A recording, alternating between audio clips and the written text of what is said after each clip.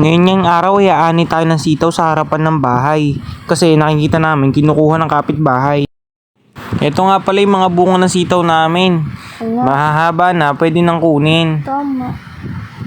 I-montage ko nga muna yung mga tanim namin. Panoorin nyo guys.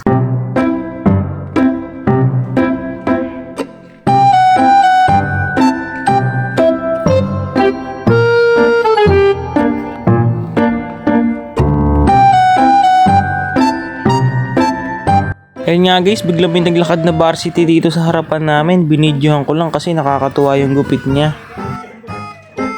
Dito nga guys sa harapan may tanim din kaming talong, oregano, tsaka mga kamote.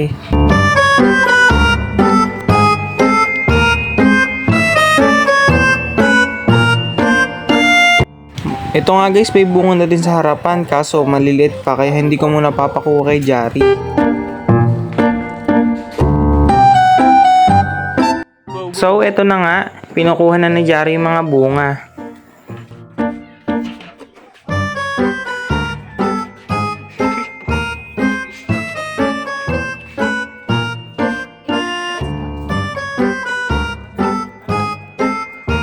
So, dito nga guys, malapit na matapos ni Jari yung pagkukuha ng sitaw. Diyan pa nga naputol niya yung isang sitaw dyan. Dito nga ibinisik niya lang yung pagkuha ng dalawang sitaw.